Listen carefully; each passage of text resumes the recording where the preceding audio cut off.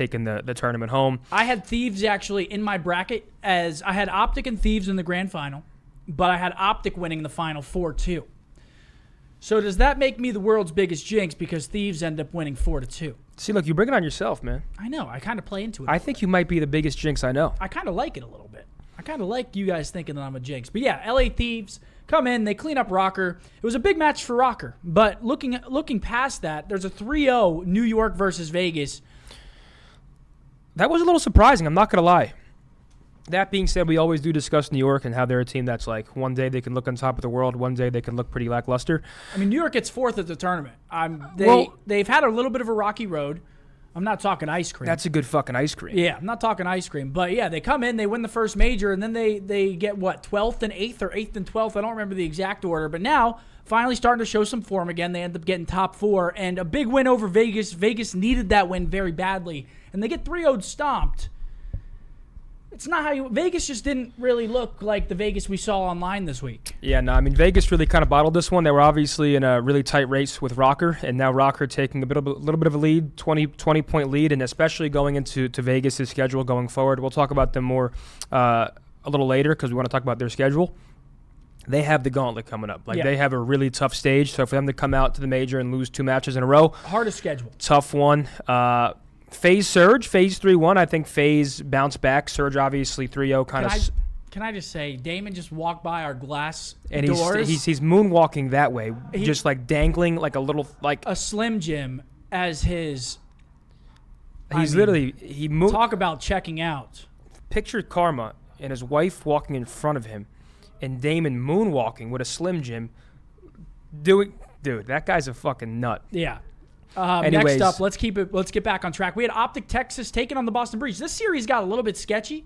After this series, Optic, they still end up closing the series 3-1, but this was close. And Boston Breach, they kind of threw a little bit maps 3 and 4. I don't know if you remember, but the control was super close. And then map 4, they had a P2 rotation on Hotel, and they were like, right there from closing Optic out. Yeah. On those 2 maps, and Optic just comes out and clutches up. Yeah. So Boston Breach, they make a change. We also see another change from Boston, Nero to the bench, and Vivi coming in. We'll talk about that a little bit more coming up later, but that was – you're right. That was a sketchy one. Atlanta FaZe Surge. This one was huge because Surge obviously choke slammed them online 3-0.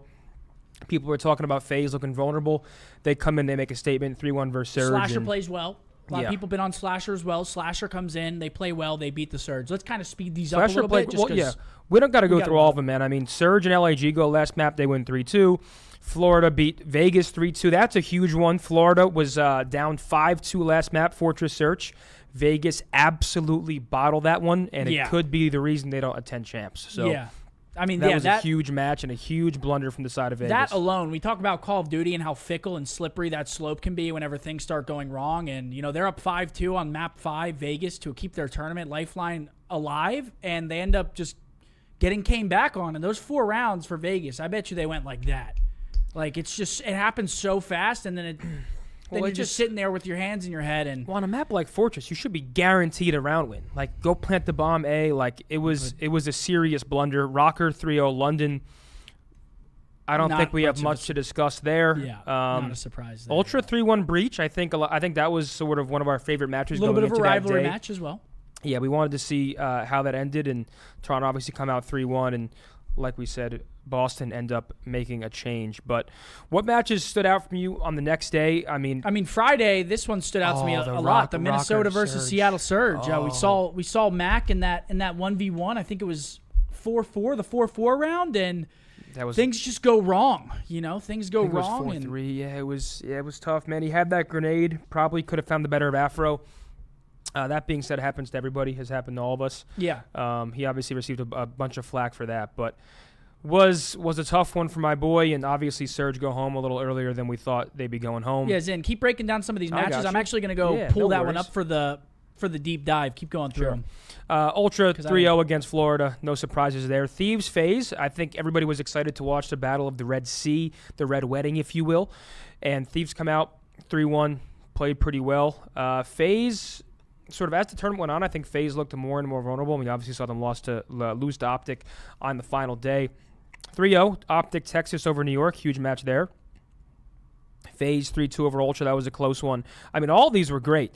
Then we get to Sunday, and we have Thieves versus Texas, Optic Texas. That one was one that we were obviously looking forward to, and we were on the couch talking about it. No matter who won that match, we were confident that would be the grand final, no matter what. Yeah. And honestly, I didn't really care who won it in the sense where it's like I was confident that whoever lost it was still going to be in the grand final. Yeah. Like, I still had Optic and Thieves as the top two teams in the game.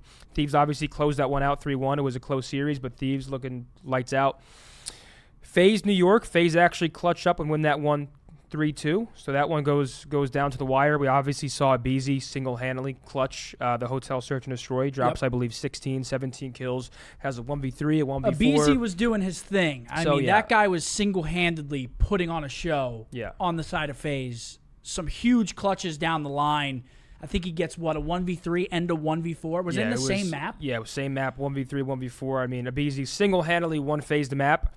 And then FaZe move on to play Optic, and they kind of get put down pretty hard. Optic win 3-0 and kind of make a statement going into that grand final. I found the clip. We're good. Sorry, I completely forgot about that. I was planning all day and don't worry about it, man. Just missed that one clip, but we got it for you guys. But yeah, I mean, grand final, Thieves Optic. I think it gets as close as you can possibly get. Thieves, I think they just turn up in hardpoint immensely going into the weekend. I think Optic obviously looked like the strongest hardpoint team in the game going into the tournament, and now we can honestly say that Thieves and Optic are top two respectively. Both S tier, the only two S tier teams in the game right now. I think Thieves before the tournament were saying that Optic was getting the better of them in the hard points, and sometimes when you get to a tournament and things just start gelling well, those can turn into map wins. And Damon is now walking yet again back us, but this time he's rubbing his nipples as he walks by and stares at us.